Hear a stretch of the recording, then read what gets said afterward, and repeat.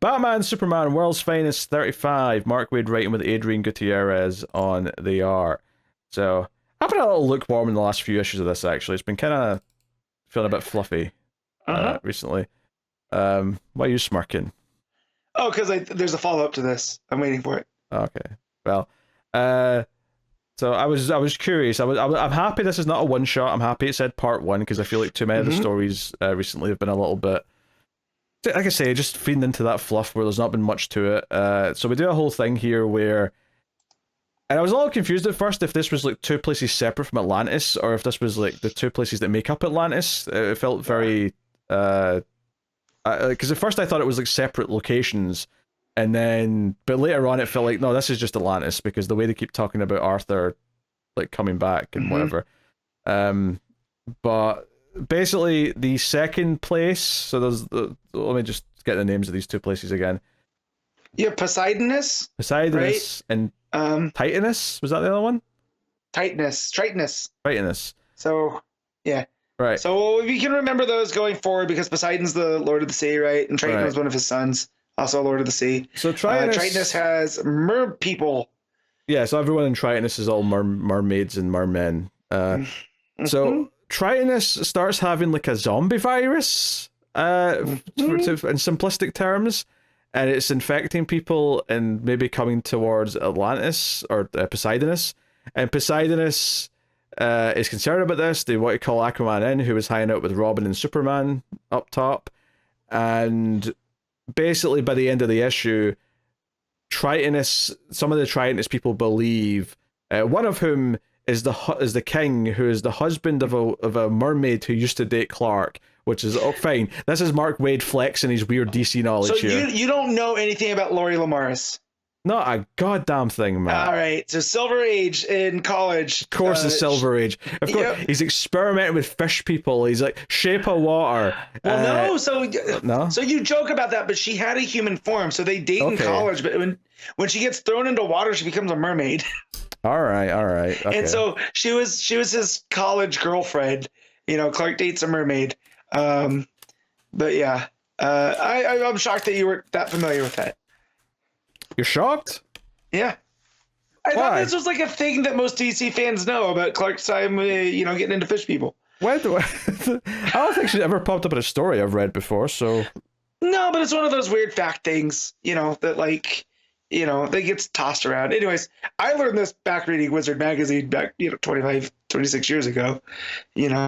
But it's also Superman, so I'm more drawn to it. So yeah, Superman, Batman, and Robin go down with Aquaman to inspect this, and they're wearing breathers, obviously, and it's kind of an okay premise. It's interesting enough. I think the idea that there's going to be a war because Tritonus thinks that Poseidonus did this to them intentionally, like they came over and snuck in, because they talk about seeing mysterious people sneaking about. I suspect that'll turn out to be someone else. In fact, there's a reveal at the end of who's probably behind this virus. Floronic Man is involved. Goddamn Woodrue. Yes, Woodrue. As soon as they mentioned that it was a fungal kind of thing that Batman mentions, that the infection that's making them into zombies, I was like, okay, something's afoot. Because that's what's going on in Ivy right now, right? It's about the fungus and the crossbreeding that Woodrue had done. So the fact that it ends up being him, I'm not surprised. But you're talking about this being fluff, and I thought you were going to say it's more of it, and that's where I kind of line up. Where I was like, I don't mind World's Finest being fluffy, but like this was fine. I think Gutierrez's art is drawing all the stuff in Atlantis looks really cool. As I feel like when he was drawing Blue Beetle, the more alien something looked, the more it leaned into his art style. And so here he's drawing mer people and different parts of Atlantis and whatnot. So it looks cool, but it's just like the story's okay. Like I'm not that invested in it. And then it turns out to be Woodrue. And I'm like, all right, that's cool. Woodrue and Atlantis. That's something I've never thought of before. So I think I like this more than a few of the previous issues recently, just because it felt like, okay, it's at least going to be longer than one issue. He's setting some stuff up. Admittedly, I do think the Atlantis is annoyed at Arthur for, you're spending too much time on the surface with the surface world and not down here with us. I'm so sick of that story beat for Aquaman that I just, I just kind of drone it out when it starts happening again. I'm like, I've seen this like 100 times at this point. Mm-hmm. Yeah. So anyway, the king dude from Tritonus like zaps Superman with a bunch of magic from his weapon. Yep. So that's the whole thing, and then the ending's revealed that the Floronic Man's behind everything. So it's all right. Mm-hmm. It's all right.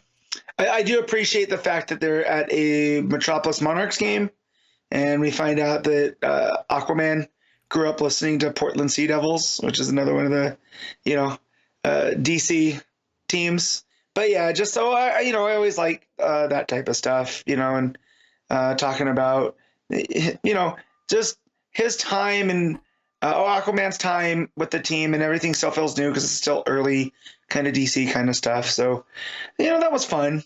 But again, we have other things going on with Wade that he can tell these bigger stories. So just the fact that he's getting to stretch his legs here, and why not bring Lori Lamaris back in the pages of World's Finest? All right. What are you giving World's Finest? I'm going to give this a 7.5. Yeah, I'll give it a 7. I think it's fine. It was entertaining enough. But it's definitely like the thing that I'm probably at least like passionate about every time there's an issue of this now. Compared to everything else. So yeah.